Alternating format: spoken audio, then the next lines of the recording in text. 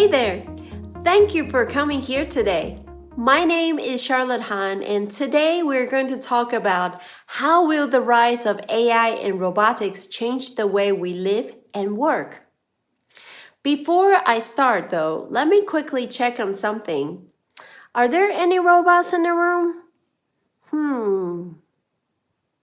I cannot tell. But what about me? Because for all you know, I could just be a very realistic looking humanoid.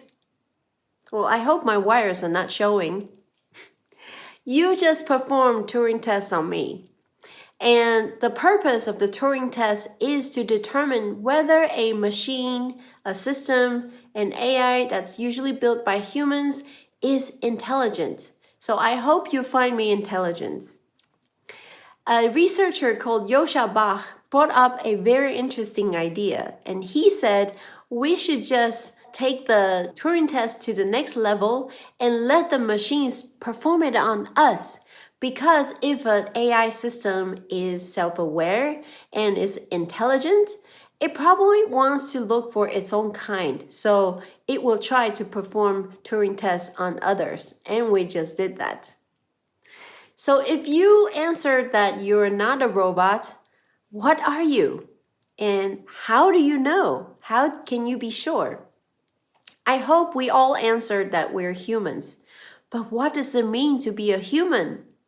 If you look at the Wikipedia page, it's very long and complicated because we have all sorts of histories and positions. So we're not going there today. Instead, we are going to focus on the AI and robotics.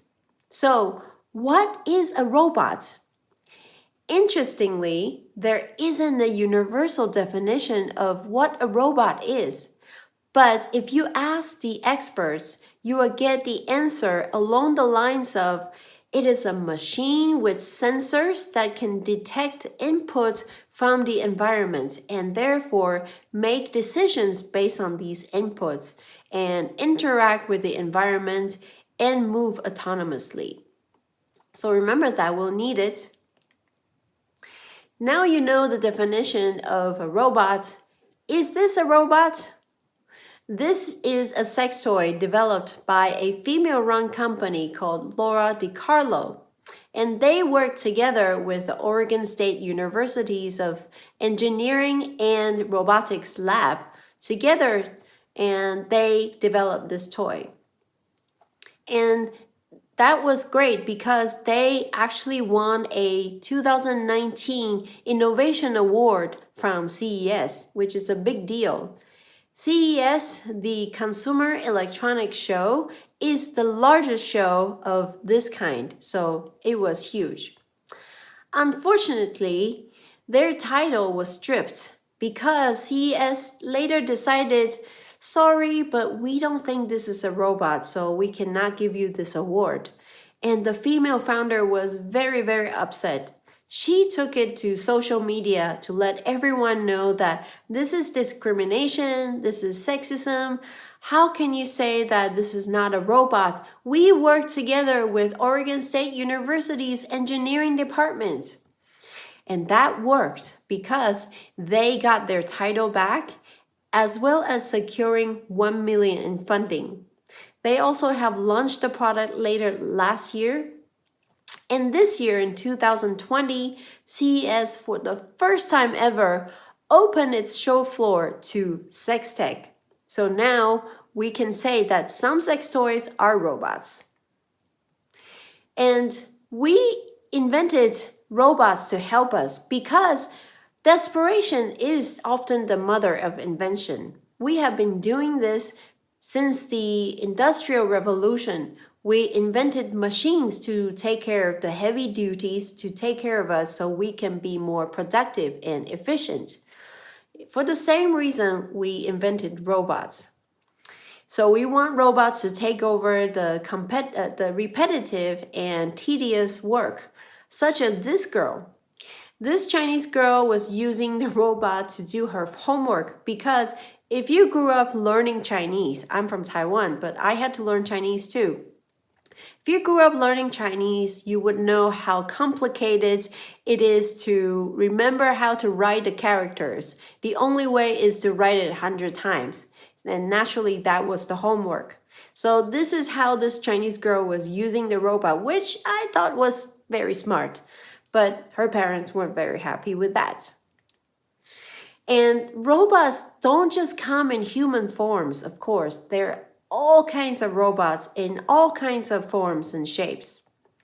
In one of the pictures here, you can see a delivery drone. And this is a drone from JD.com, which is the #2 e-tailer in China. In China, people are so used to taking out their smartphone and order things from their app, including groceries, including meals, everything really. Even in the rural area, people do not go shopping anymore. They just use their phone. And therefore, these delivery drones are especially important for e-tailers. And you can also see a robotic charging arm developed by the Technical University of Graz. This is an automatic charging arm that can detect the location of your plug in your electric vehicles and aim for it to start charging. And nowadays, you can also use acrobats to pick strawberries. In the past, picking strawberries was a human task because it is difficult to not crush the strawberries. And nowadays, acrobats can use computer vision to detect the ripeness of the strawberries and then apply the right pressure to pick the strawberries. And you probably also see a lot of industrial robotic arms, such as this blue one that was developed in Japan. This is the most common one you would see. Last but not least, Boston Dynamics. Oh, wow. They are often the inspirations of many Black Mirror episodes. But it's not just the Boston Dynamics robots that are making us uncomfortable. A lot of times in real life, we are also feeling uncomfortable around human-looking robots such as Sophie. And this is because our brains are pattern recognition machines and we're always looking for familiar faces. And this is why some people can see Jesus Christ's face on a piece of bread and then sell it on eBay for $20,000. So we're looking for patterns and we see Sophie and we think that she's human, but then something is not quite right. So our brains don't like that. Basically, we like the robots and we find them very cute and helpful only until a certain level, until they look too much like us and our brains don't like that anymore. And that's called the uncanny valley. The other issue is we are worried about who's in control now. Is it the humans or is it the AI? Because we are relying increasingly on the AIs and the algorithms to make decisions for us. We might think that having Netflix recommend movies, what we need to watch tonight, is harmless. But remember, even Netflix, every company, every person, every media company has an agenda. And that comes from the people who build these products. The people who build the AIs often come with the biases. We all have biases. So if I'm building AI, I would put my bias in the AI too. And that is why it's very important to make sure you have a diverse team working on AI and to really check the data you're collecting to make sure there's no bias. Let's take a look at the bird's eye view of what's going on in terms of robotics and AI in the world. Back in 2016, Gartner made a prediction saying by this year, 2020, we will all be talking to a lot more to the boss than our spouses. Is it true for you? Well, it's true for me because I don't have a spouse. I think back in 2016, we were seeing a lot more chatbots and they're not so popular today because we are finding that there are some limitations. But there are all kinds of virtual assistants now. There's Alexa, there's Siri, there's of course Google. And Google is saying that right now voice search volume in the US is about 40%. It's still on the rise. So for sure, we will be talking to more and more of these virtual agents. And also the worldwide robot shipment has been growing really fast, not surprisingly. And you see the red bar in this chart, and that indicates Asia. In fact, 1/3 of the robots in Asia are in China. And why does China have so many robots? It's because the wages in China are increasing, and that means the cost for manufacturing is increasing as well. So when the wages are getting too expensive, it's getting too expensive to produce, it's starting to make sense to use the robots to replace humans. So automation is kicking in. In the US, manufacturing was actually still a good business up until the pandemic. You see, only there was a dip in 2009 during the financial crisis. However, the job numbers have not been growing forever. And this was how Donald Trump was able to get elected because he was promising these jobs to be back to the US. But as we can see that the manufacturing business may be going back, but not the jobs. This picture is also not so rosy. This is basically saying that there is a huge wealth inequality in the US. Basically, the 1% against the 99%, and the middle class is disappearing. So the rich people in the US are getting richer so much faster. They control all the assets, they control all the wealth and value. And that is worrying. Well, no one wants to see a downward trending graph, but I am actually not so worried about this picture about Europe here, because it just means that Europe has moved into the service economy. Although good luck getting service in Germany. We are seeing the downturn, the downside of the manufacturing jobs not around though. For example, during this pandemic, the governments need to spend a lot of money in order to bring the production back and running to produce locally the face masks and the medical supplies. So there are some issues with not having manufacturing anymore. And we're also always hearing, oh, there are so many startups trying to disrupt white-collar jobs. Although I am not so worried about white-collar jobs disappearing, because hopefully your white-collar job has more than one task. Right now, the AI and machine learning can automate one task and they can do that one task really well. But in white-collar jobs, normally there's more than one task. So for example, the lawyer AI can process the documents really, really fast, but processing documents is not the only thing lawyers do. They also need to go to the court. They also need to negotiate, and that's harder to be automated. Marketing automation have been around forever, but as a marketer, I still have jobs working with other teammates, with partners to help with the sales. So that part is very difficult to automate as well. There are some tasks that are being outsourced, and there is actually a $50 billion business each year called the human cloud, which is basically outsourcing some of the tasks to people in other countries. So if you're worried about your job, go check out this website called willrobotstakemyjob.com.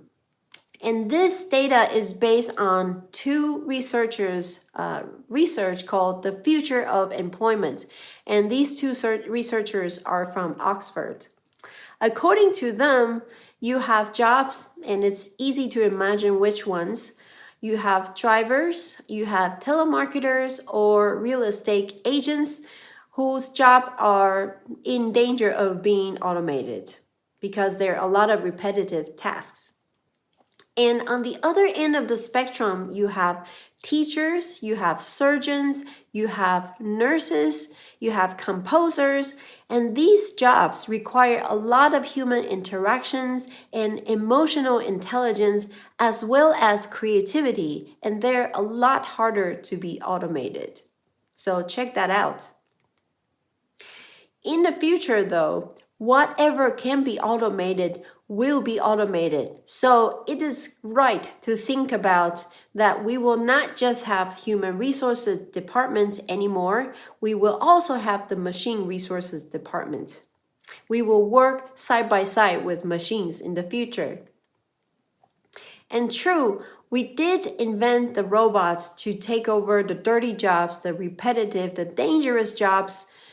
But as a society, we need to start thinking and talking about difficult questions, such as, are we taxing the robots when we run out of humans to tax? And are we going to give universal basic income to everyone? The one good thing about this pandemic is that universal basic income used to be such a utopian idea, but it is not so hard to imagine anymore because people are realizing, okay, when I cannot work anymore, I do need some help. You can see from this pandemic. But we need to start talking about these questions soon because otherwise it's too late. According to Yuval Noah Harari, who has written several best-selling books, including Sapiens, including Homo Deus, he said that if we let the course to run its own, then the world might be divided in the end by superhumans and the useless class. Superhumans are basically those rich people who control all the assets and resources, including the value-generating AIs. So they take control of the AIs, they enjoy all the fruits, and they also benefit from the latest advancement in biotechnology, which means they never get sick, they don't get old, and they're always young and beautiful. And they have all the resources. At that point, the rest of the people will be rendered useless, called the useless class, because in the superhuman's eyes, these useless people do not provide any economic value anymore. And at that point, the danger is democracy won't work because why would the superhumans have to listen to the useless class since there's no economic value? We don't want that to happen, of course. So in your eyes, let me ask you, whose responsibility it is to handle this impact of AI and job displacement? Is it the government? Is it the companies? Or is it ourselves? I think we all need to play a part here because remember, everyone has their own agenda, including the government. And the problem with relying on the government is that they're a little behind in terms of the latest technology. Let's take GDPR as an example. It's a great law aiming to protect people. But in GDPR, it says, I as a consumer can ask you as a company to delete my data. Sounds great. But the reality is, you already use my data to train your AI, and therefore, as a result, you have an algorithm. You can give me back my data, but it's already part of your algorithm. That cannot be deleted. This just shows that when they're writing GDPR, they probably don't have the latest knowledge of the technology or the experts with them.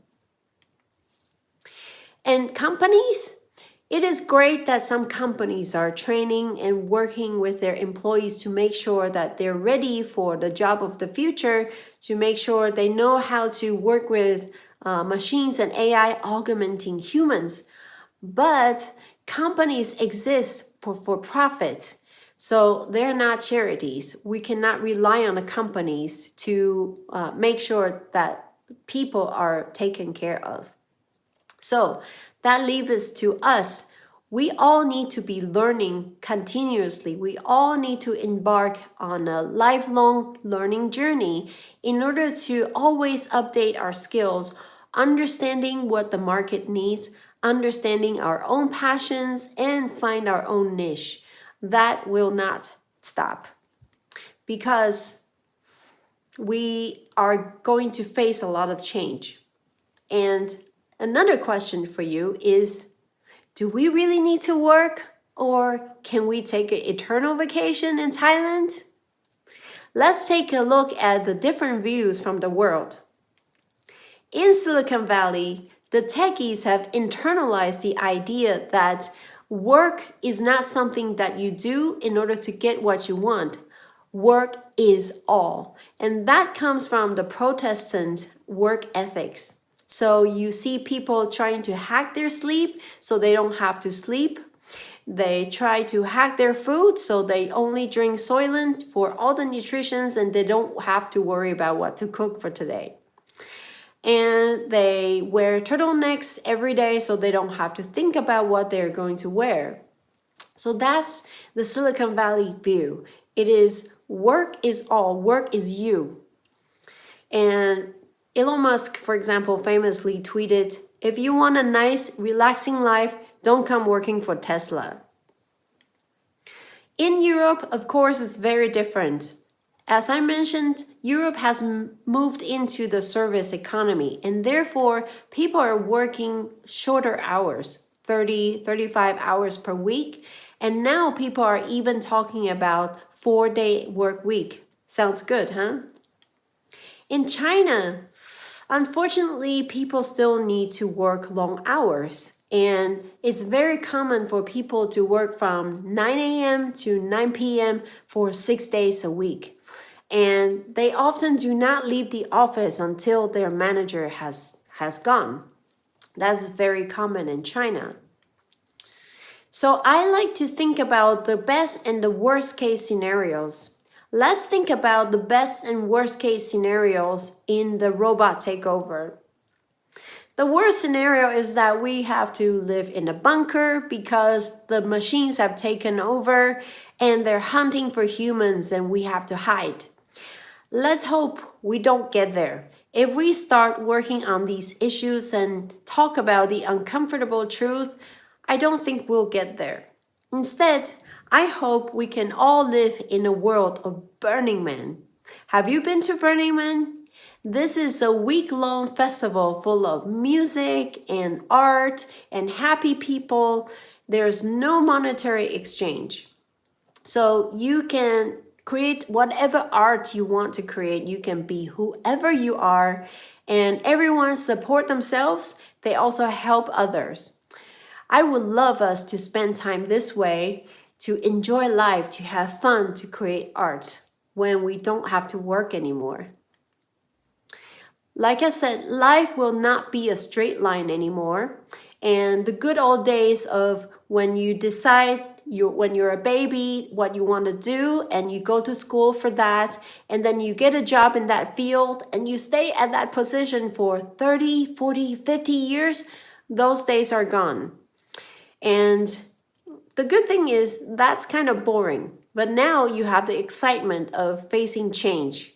And everyone needs to be taking their own steps to find out how do I fit the society? What can I contribute? And if we don't find our niche, we run the risk of being automated. Because you know what standardization is? It's when everything is the same, and that's fertile ground for automation.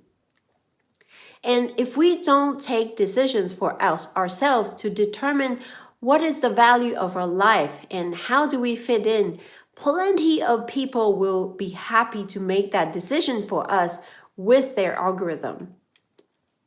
So I have a few proposals for how we humans can live a happy life in the age of AI and robotics.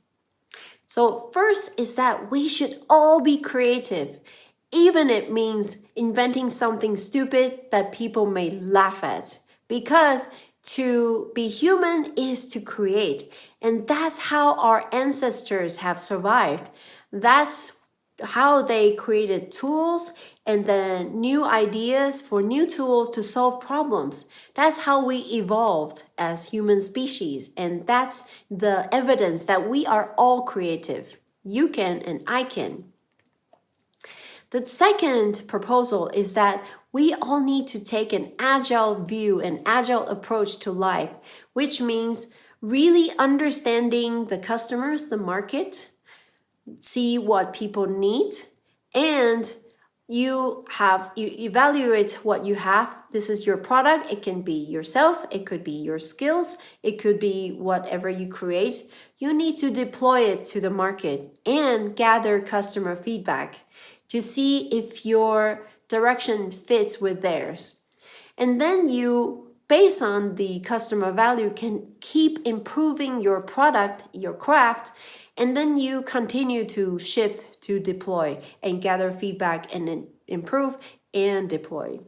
That's how we need to live our life in the future in order to face the change, and change will be coming and accelerated. The third skill that I think we should have is to run and build communities, because it's so easy to network computers together. You connect them together and in milliseconds they pass through a huge amount of information, and all the computers will have a copy of that. We don't have that benefit. I cannot Bluetooth my thought to you yet. But we can all learn to build communities, because we cannot live as an island. No one can. So we need to learn how to live in harmony with the communities. And I would like to argue that it's actually a very important skill in the new world, because the ability to gather a crowd around you, to lead the crowd, is a great skill in the age of AI and robotics, because you have the human power. Let me leave you with a Buddhist idea called interbeing, which basically means we're all a part of the world. We're all a part of the stars, the moon, the tree, the fish. We are one, and we need to be creating a environment that's great for all, because we're part of it. And as Alan Kay would say, the best way to predict the future is to invent it. Thank you.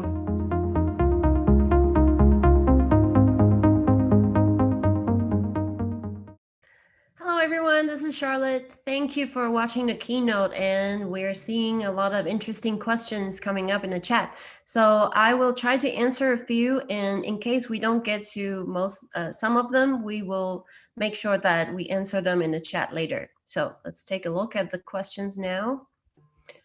So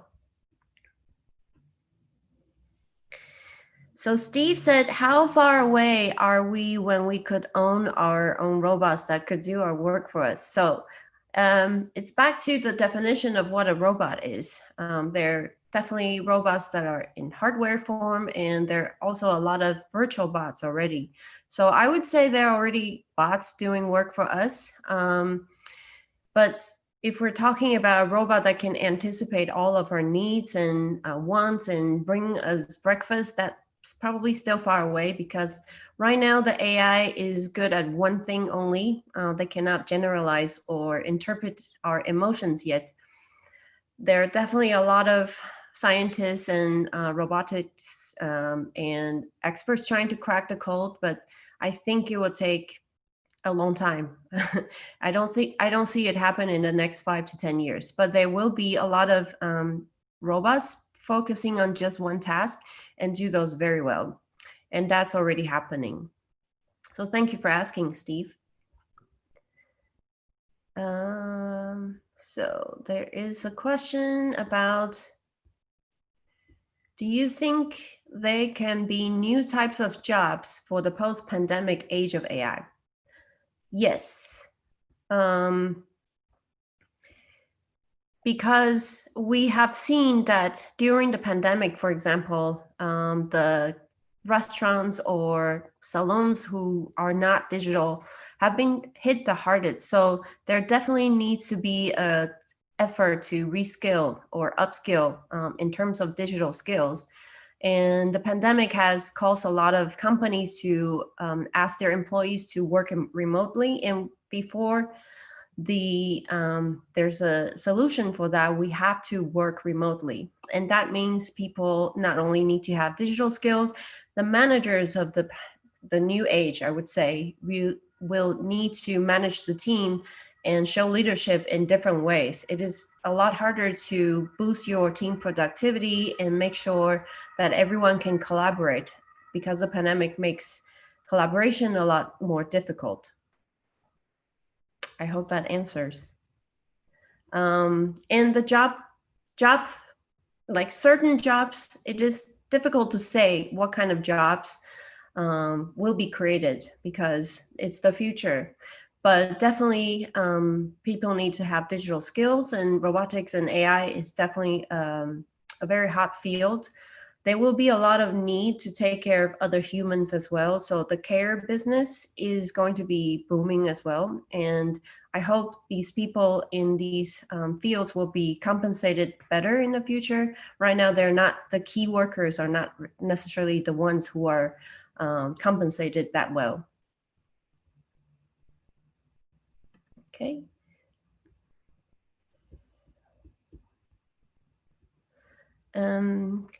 Do you think we will ever have robots in our homes that anticipate our needs and respond to them? That's kind of related to Steve's question. I hope so. They're already, I'm actually in a process of getting a robot to vacuum because I have 2 cats. So they are not able to anticipate all the needs yet. Like I said, they're very simple minded right now. They focus on one task and they do that really well. To really understand how we think and be proactive and react to that is another thing. I don't even think we humans do that very well with one another.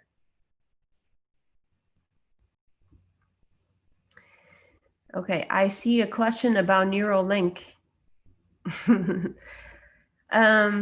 So that's an interesting one, because my opinion on Neuralink is that I can see humans merge with hardware or robots. We can all become humanoids, but how, I don't know yet. Neuralink looks like it's possible. Maybe some people think it's crazy.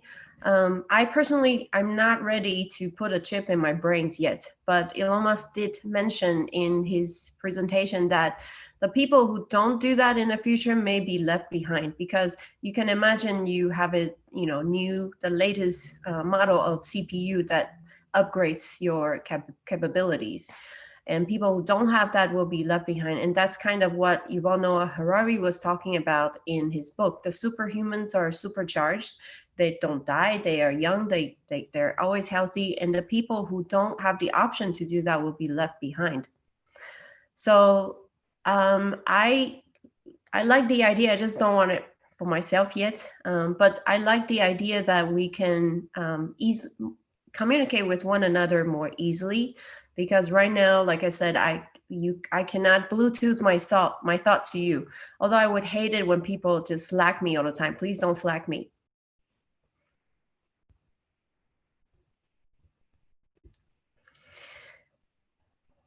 Okay, so another one.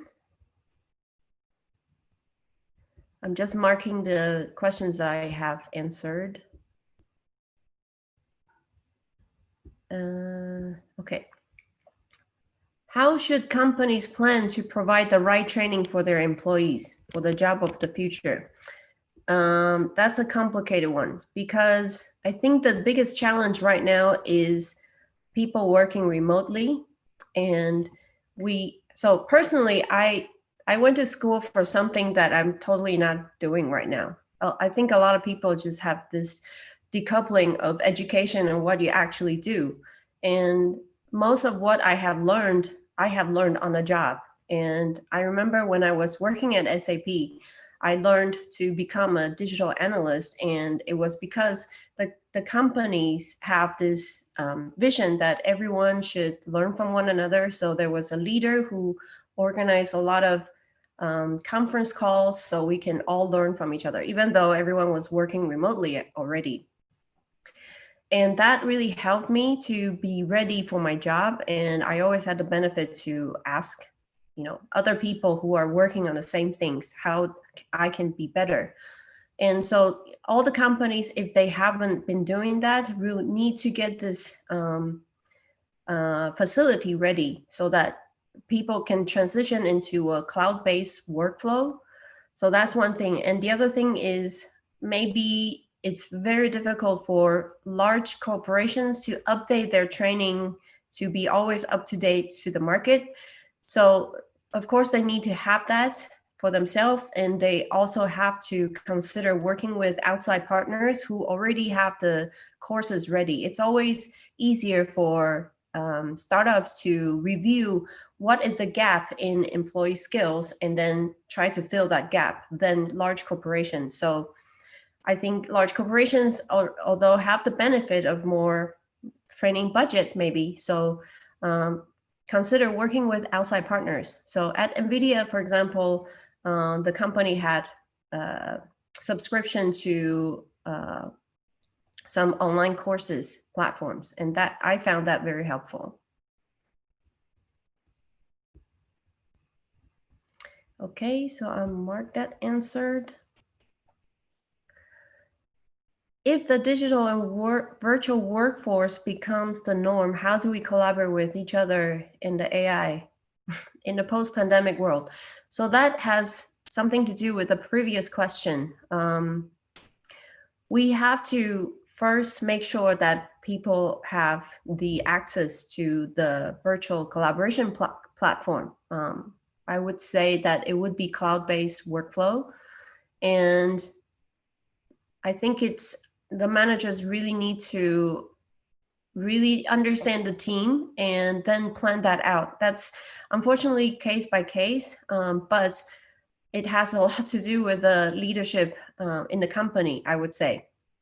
So, for example, like I mentioned, back when I was at SAP, the company had the vision that the best way for each other to learn and collaborate is to do it on virtual calls. So we did that a lot, and that helped.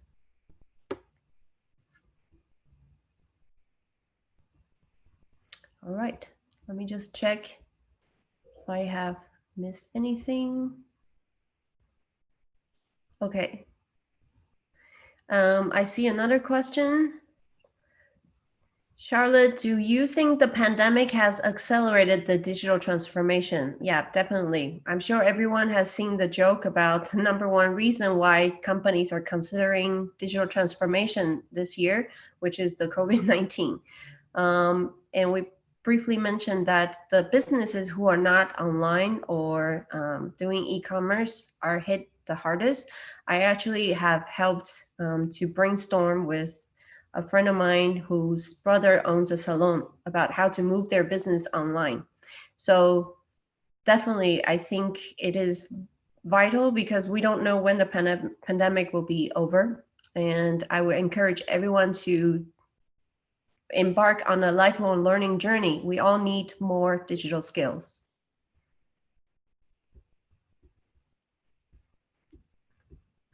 Okay. How soon do you think all these changes will come into place? The changes here, I always think about this story of a frog. If you throw a frog into boiling water, it jumps out immediately. But if you put another frog and you turn on the heat slowly, it gets cooked in the end. So it's difficult to sense it sometimes, but change is always happening.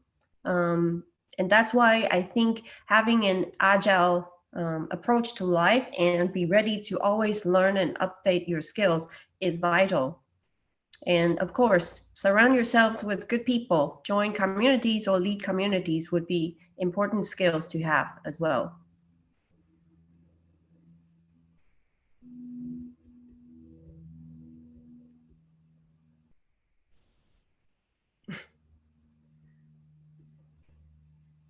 Okay, so someone asked about robot pets. What would you have? I would love cats where they don't go to the bathroom. I yeah, that's my least favorite part, but I love my cats. So I would have robot pets. Um like cats.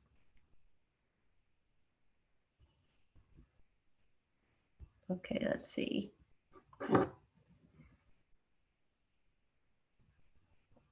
Can you imagine that we come to a point where we would decide it is better to live without AI? Okay, so let me just go back to the question. Yes, I think a lot of people now wish for that. And that's why a lot of people go off the grid sometimes. And I find it very helpful to mental health. Sometimes we all need to take a little bit break from the digital world. However, I think to be completely off the grid is difficult unless, I hope not, world war happens and everything is destroyed and we start from zero, ground zero again. I sometimes think about that and wonder, does does it matter that I have digital marketing skills and so what I don't know how to start a fire myself, so I don't know. I personally rely on AI. Like I cannot navigate without Google Maps. I cannot live in Germany without Google Translate. I'm addicted to AI, I think. But I could imagine a world without it. It just probably takes total destruction first, and I don't want that to happen.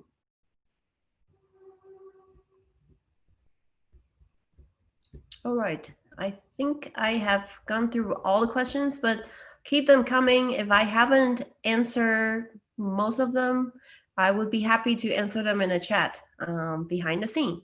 So thank you very much for your time today. See you next time.